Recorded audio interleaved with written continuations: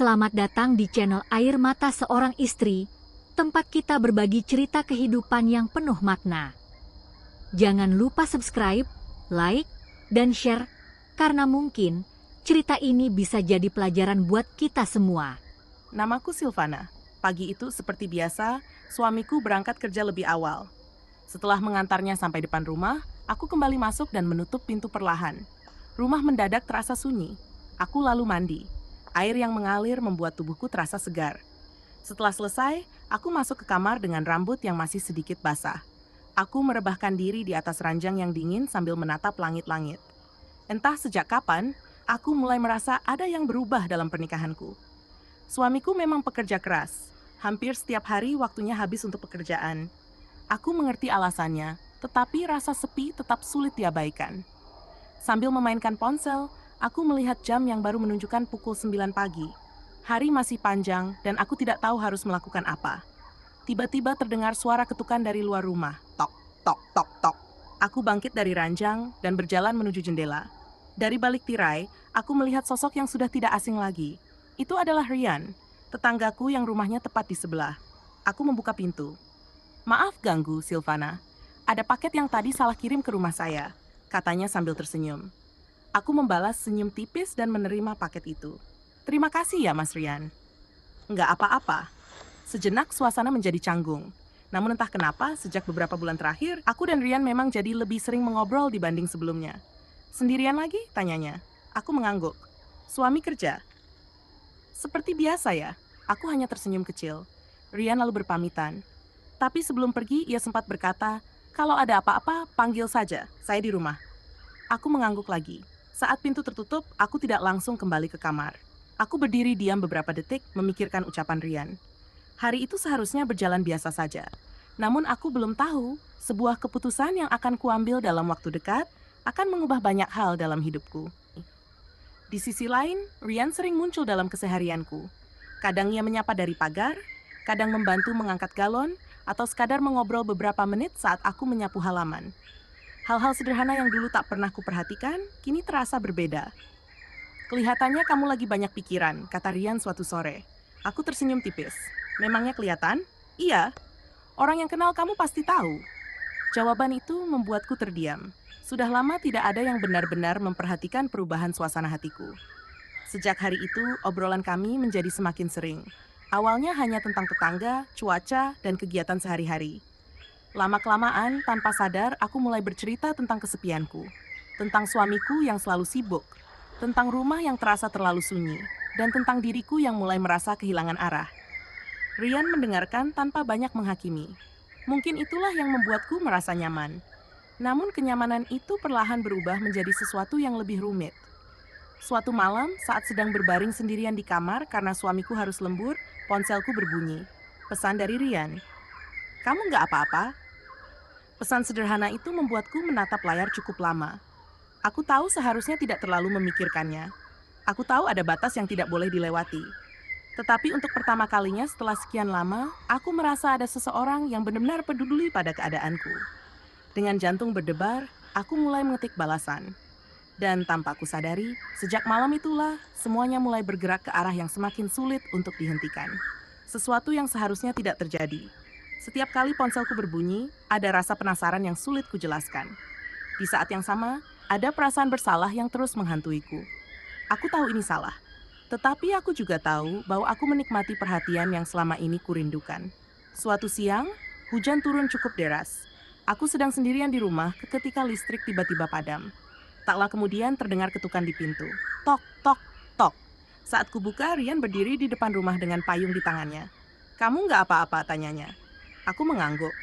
Hanya kaget listrik mati. Ia tersenyum kecil. Rumah saya juga mati. Saya cuma mau memastikan kamu baik-baik saja. Kalimat sederhana itu membuat dadaku terasa hangat. Kami berdiri cukup lama di teras sambil mendengarkan suara hujan. Entah kenapa, suasana saat itu terasa berbeda.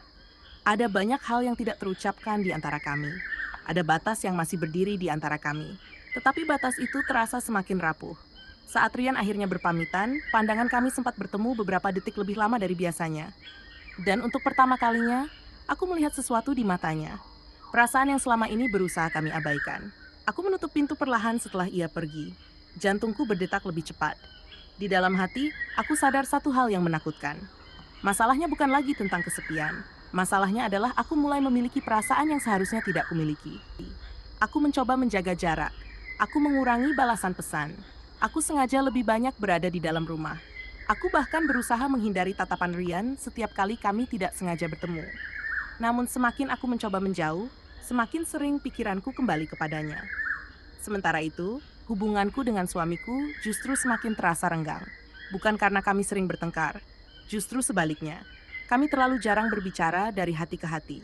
Rumah ini masih sama, kamar kami masih sama, tetapi kehangatan yang dulu pernah ada terasa semakin jauh. Suatu malam, aku memberanikan diri mengajak suamiku berbicara. Aku ingin menceritakan apa yang kurasakan. Aku ingin mengatakan bahwa aku kesepian, bahwa aku merindukan kebersamaan kami. Namun percakapan itu tidak berjalan seperti yang kubayangkan. Sebelum aku selesai berbicara, ponselnya kembali berdering. Pekerjaan. Lagi. Ia meminta maaf, lalu kembali fokus pada urusannya. Dan aku kembali duduk sendirian. Saat itulah aku mulai merasa kalah. Kalah oleh keadaan. Kalah oleh kesepian yang terus menggerogoti pikiranku. Beberapa hari kemudian, aku bertemu Murian di depan rumah saat matahari mulai terbenam. Kami hanya berbincang sebentar, tetapi entah bagaimana pembicaraan itu berubah menjadi sangat pribadi. Aku rasa kamu nggak bahagia, katanya pelan. Aku terdiam. Untuk beberapa detik, aku tidak mampu menjawab. Karena jauh di dalam hati, aku tahu ada benarnya. Aku cuma capek, jawabku akhirnya. Rian mengangguk. Namun sorot matanya seolah mengatakan bahwa ia tahu ceritanya lebih rumit dari itu. Sebelum pergi, ia mengucapkan satu kalimat yang terus terngiang di kepalaku sepanjang malam. Kadang seseorang bisa merasa sendirian, bahkan saat tidak hidup sendirian. Aku tidak bisa tidur setelah itu. Aku terus memikirkan kata-katanya. Dan untuk pertama kalinya, aku mulai bertanya pada diriku sendiri, pertanyaan yang selama ini selalu kuhindari. Apakah aku sedang mencari perhatian?